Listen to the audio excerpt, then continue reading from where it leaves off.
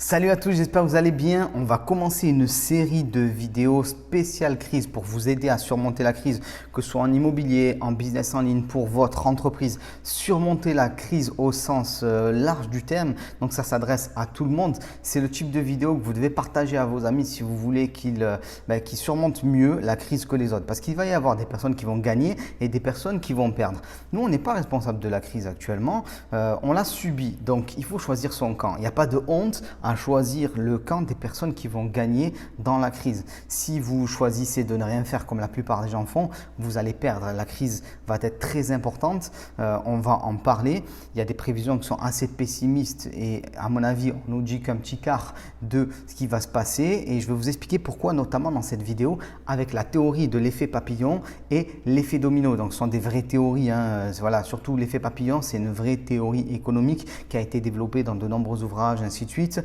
Et l'effet domino, vous le comprenez déjà un petit peu, c'est le fait que une banque, par exemple, s'écroule et que d'autres institutions subissent des faillites et que ça s'enchaîne. Donc, dans une crise, la première chose qu'il faut faire pour pouvoir la surmonter, c'est de comprendre les mécanismes. Et les deux premiers mécanismes que vous devez comprendre, c'est cela. Donc, cette vidéo, elle va être particulièrement importante. C'est la base d'une série de vidéos que je vais mettre à disposition sur YouTube pour vous aider à surmonter la crise.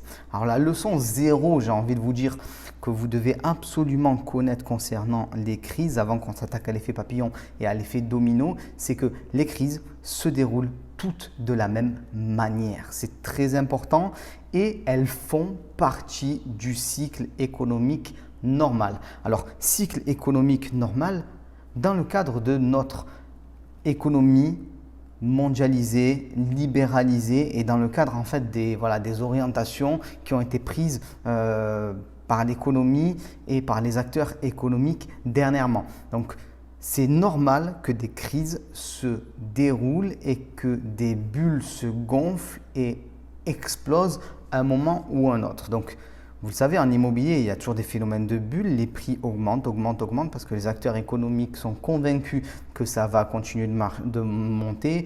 Ils ont des emplois, ainsi de suite, ils investissent et voilà, tout se passe bien. Et à un moment ou à un autre, il y a un événement extérieur qui se produit et la bulle éclate ou se dégonfle, ça dépend. Donc ça, c'est l'effet papillon, le début de l'effet papillon. Le petit papillon qui est le coronavirus qui fait éclater la bulle. Donc, cette théorie de l'effet papillon, elle est très importante. Vous devez la comprendre. Alors, je vais vous l'expliquer dans un premier temps avec des termes, on va dire, simples et puis après, vous l'expliquer dans le cadre de l'immobilier. L'exemple le plus connu concernant l'effet papillon, en fait, c'est le fait qu'un petit événement initial entraîne des conséquences dramatiques qu'il n'était pas possible de calculer à l'avance. Donc en fait, personne n'était en capacité de prévoir que ce petit événement puisse avoir des conséquences si graves. Alors je ne suis pas en train de dire que le coronavirus c'est un petit événement, mais vous allez comprendre la suite en regardant la vidéo et à la fin vous saurez un petit peu comment vous dépatouiller de tout ça. Donc un exemple connu d'effet papillon, c'est le fait que de mettre du déodorant tue des ours polaires. Ça paraît fou. Mettre du déodorant tue des ours polaires. Comment c'est possible? Alors je vous explique, c'est assez simple. Il y a quelques dizaines d'années, dans les déodorants, il y avait un gaz toxique pour la couche d'ozone. Et quand on a commencé à mettre ce gaz dans les déodorants, parce qu'il était assez intéressant pour propulser le déodorant, on n'a pas imaginé qu'une telle utilisation des déodorants allait dégager autant de gaz dans l'atmosphère qu'un trou au niveau de la couche d'ozone allait se créer, notamment au niveau des pôles, et que ça allait être responsable de changements climatiques et aussi que ça allait pouvoir tuer des ours polaires en modifiant leur environnement. Donc à chaque fois que tu mettais du déodorant quand ce gaz n'était pas interdit, tu tuais des ours polaires. Voilà. Alors bien sûr, tu n'es pas responsable, tu n'étais pas informé. Mais c'est ça un effet papillon. Mettre du déodorant en France va tuer des ours polaires à l'autre bout du monde. Donc c'est complètement dingue. Ça, c'est la théorie générale. Ok, on la comprend. Un petit événement peut faire des choses dramatiques. En immobilier, on prend par exemple la crise des subprimes aux USA en 2008. Donc à la base, la crise des subprimes, c'est une crise immobilière. Donc, il y a eu des prêts qui ont été donnés en masse à des personnes qui ne pouvaient pas rembourser ces prêts parce que les taux en fait ont augmenté, parce qu'aux États-Unis on a des taux variables, pas des taux fixes comme en France. Donc les taux ont très fortement augmenté, les mensualités ont très fortement augmenté et ces personnes-là ne pouvaient plus rembourser. Du coup, si jamais des personnes ne remboursent plus leur crédit immobilier, qu'est-ce qui se passe? Il y a des banques qui vont essuyer des pertes dans leur bilan et il s'est passé la chose suivante. La banque Lehman Brothers, en 2008, a fait faillite. Donc, qu'est-ce qui s'est passé? On a eu une crise immobilière. Ça, c'est un petit coup d'aile de papillon normalement. C'est-à-dire, alors c'est grave bien sûr, mais c'est une crise dans un secteur économique précis, l'immobilier, dans un pays précis, les USA. Donc ça aurait dû faire un carnage immobilier aux USA à la rigueur. Mais étant donné qu'une énorme banque a fait faillite, et que les banques sont reliées entre elles par différents systèmes, notamment les dettes qu'elles ont les unes envers les autres et beaucoup d'autres systèmes, il y a eu une crise de confiance et qu'est-ce qui s'est passé? Les banques ont refusé à se prêter entre elles. Les personnes qui étaient clientes de Lehman Brothers et qui avaient de l'argent dans la banque ont perdu et ainsi de suite. Donc on est passé d'un effet papillon, une crise immobilière aux USA, une banque qui tombe, à un effet domino mondial avec les conséquences que vous connaissez pour la crise de 2008, c'est-à-dire 5 années grosso modo assez difficiles avec une première baisse de l'immobilier puis ensuite une hausse. Je vous mettrai un schéma pour que vous compreniez ça. Donc quand il y a eu la crise et la faillite de Lehman Brothers en 2008, les conséquences n'ont pas été instantanées. Il y a eu des premières conséquences en 2009 puis après 2012 environ une deuxième vague de conséquences. Je vais vous mettre un schéma pour que vous compreniez bien ça. D'ailleurs moi j'ai commencé à investir en immobilier en plein milieu de la crise en 2009. Alors j'avais 23 ans, je n'avais pas conscience de ce qu'il se passait en fait, puisque en fait quand on n'est pas encore un acteur économique très établi, c'est-à-dire avec beaucoup d'investissements immobiliers, avec des sociétés ainsi de suite, et donc en général quand on est salarié, alors ce que j'étais à l'époque, je venais d'avoir mes premiers emplois, je finissais mes études à ce moment-là, on ne se rend pas compte à quel point l'effet papillon peut être dramatique et à quel point l'effet domino peut enchaîner et vraiment entraîner des catastrophes extrêmement graves et mondiales. Donc, il y a eu une crise de confiance au niveau des banques. Plus aucune banque ne prête aux autres banques. Plus aucune banque ne veut prêter aux investisseurs immobiliers. Il faut savoir qu'en 2009-2010, on a divisé par 2 le nombre de crédits accordés, plus ou moins, par rapport à l'année précédente. Donc, vous pensez bien qu'il y a des personnes qui voulaient faire des investissements immobiliers et cette année-là, ils n'ont pas pu les faire parce qu'ils n'ont jamais eu leur crédit puisque à l'époque de mémoire, il y avait autour de 800 000 crédits immobiliers accordés dans l'année et c'est tombé à 500 000, voilà, quelque chose comme ça de mémoire. Je retrouverai les schémas et je vous les mettrai comme ça, vous aurez les chiffres précis. Donc, qu'est-ce qui se passe? Des personnes qui doivent investir n'investissent pas. Donc, ça fait un trou d'air. Les personnes qui veulent vendre ont du mal à vendre. Les entreprises du BTP qui comptaient sur les chantiers ne peuvent pas réaliser leurs chantiers. Il y a des licenciements et ainsi de suite. Donc, plus personne n'a accès au crédit. Les faillites se multiplient. Quand une personne fait faillite, c'est-à-dire qu'il y a une autre personne qui ne revoit pas son argent. Moi, si je te dois de l'argent et que je fais faillite, mais je ne te le redonnerai jamais ton argent. Et donc, l'effet domino se déclenche comme ça. Donc, c'est important de comprendre l'effet papillon et l'effet domino.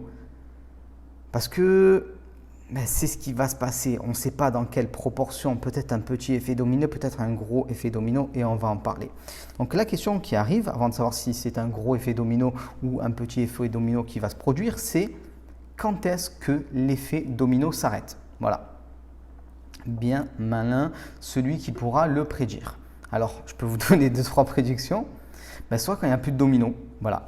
Vous savez, quand on pousse un domino et qu'il y a une multitude de dominos, quand ils sont tous tombés, ça y est, l'effet domino est arrêté. Alors ça serait un carnage abominable et je ne pense pas qu'on en arrivera là. Sinon, de toute façon, on aura d'autres questions à se poser de savoir si on fait des investissements immobiliers, si on crée des business en ligne ou quoi que ce soit. Soit quand un domino qui s'effondre tombe sur un domino beaucoup plus lourd que lui et qui ne tombe pas. C'est-à-dire qu'en fait, voilà, si moi je fais faillite et que je te dois de l'argent et que tu es assez solide pour ne pas faire faillite, tu vas arrêter l'effet domino. Puisque les personnes à qui tu dois de l'argent, ben toi, tu n'as pas fait faillite, tu vas continuer à leur donner de l'argent. Donc, c'est ce qui va se passer. Il y aura des gens qui vont faire faillite, d'autres qui ne vont pas faire faillite et l'effet domino va se propager et s'arrêter dans certains endroits. Ça, c'est ce qui va se passer, c'est sûr et certain, mais personne ne peut prédire comment ça va se passer. Ça aussi, c'est sûr. Et une autre manière d'arrêter l'effet domino, c'est qu'une petite main délicate vient extraire un domino dans la file sans faire tomber les autres dominos, parce que si vous avez déjà essayé de faire des fils de dominos, vous savez très bien quand on essaie d'enlever un domino, on a une chance sur deux de tout faire péter. Donc ça veut dire quoi? C'est une intervention étatique, ce que les États sont en train d'essayer de faire actuellement en mettant les moyens financiers, en prenant de la dette, en donnant des aides aux sociétés pour qu'elles ne fassent pas faillite elles-mêmes et qu'elles n'entraînent pas d'autres faillites par effet domino. Donc c'est pour cette raison qu'actuellement, les gouvernements donnent des aides autant qu'ils peuvent et ils s'endettent aussi massivement pour pouvoir donner ces aides. Et ils s'endettent aussi massivement pour pouvoir donner ces aides parce que vous le savez très bien, le budget de la France, il est en déficit chaque année. Donc, c'est-à-dire chaque année, il nous manque de l'argent et on prend de la dette. Chaque année, depuis peut-être 20 ans, 30 ans, il faudrait regarder les chiffres, je vais essayer de vous trouver un schéma sur ça. Mais si l'État doit faire des dépenses exceptionnelles énormes cette année, mais la dette va exploser. Donc là, actuellement, on a 100% de dette en France, 100% du PIB en dette, c'est-à-dire la richesse produite par le pays chaque année, on a 100% en dette. Et d'ici 2 ans, il y a de grandes probabilités qu'on passe à 125%, c'est-à-dire un quart de dette en plus. C'est énorme. Pour augmenter d'un quart, normalement, il faut 20 ans, 25 ans au rythme actuel de notre incapacité à être à l'équilibre financier. Donc, vous comprenez que l'effet domino, il va se produire. On ne sait pas à quel point. Voilà. Donc, l'effet papillon est là, l'effet domino a sûrement déjà commencé. Par exemple, il y a un exemple assez connu là d'un trader hongkongais de mémoire qui a perdu 800 millions d'euros sur le pétrole. Les 800 millions d'euros, c'est des pertes pour d'autres personnes. Et parmi ces gens-là, il y en a qui vont faire faillite à cause de ça. Et cette personne-là qui avait des dettes va faire faillite à d'autres personnes et ainsi de suite. Donc l'effet papillon est là, l'effet domino est là et il est en train de se propager de manière silencieuse. Et on verra s'il s'accélère ou pas et très rapidement on va avoir des conséquences économiques visibles. On l'a déjà eu, par exemple, je ne sais pas, là, une grosse chaîne qui s'appelle André, c'est des chaussures, vêtements de mémoire plus des chaussures, voilà, qui s'est déclarée en cessation de paiement et il y en aura d'autres. Donc la question c'est quand est-ce que l'effet domino va se produire et va commencer à se faire ressentir par monsieur et madame tout le monde. Et j'aimerais bien avoir votre analyse en commentaire. Voilà, même si c'est des analyses qui sont folles un petit peu, c'est l'idée de faire fonctionner un peu le cerveau collectif et avoir votre avis là-dessus. Moi j'ai ma petite idée sur ce qui va se passer, je vais vous en parler très rapidement dans une autre vidéo, je vais en publier pas mal. Donc si vous n'êtes pas abonné, abonnez-vous. On va décortiquer la crise là au fur et à mesure. Et aussi très important, je suis en train de finaliser un plan sur mesure pour vous permettre de surmonter la crise. Donc, je vais vous en parler dans peu de temps. En attendant, vous pouvez vous inscrire sur ma mailing list et vous allez recevoir un séminaire immobilier qui est gratuit pour vous expliquer les fondamentaux de l'immobilier et une formation gratuite sur la création de business en ligne d'1 heure. Donc, vous aurez 2 fois 1 heure de formation en attendant. C'est totalement gratuit. Et n'oubliez pas, mettez en commentaire ce que vous pensez un petit peu de l'effet papillon, de l'effet domino. Qu'est-ce qui va se passer? On va faire travailler un peu le cerveau de tout le monde en commentaire et je vous dis à très vite. Ciao tout le monde.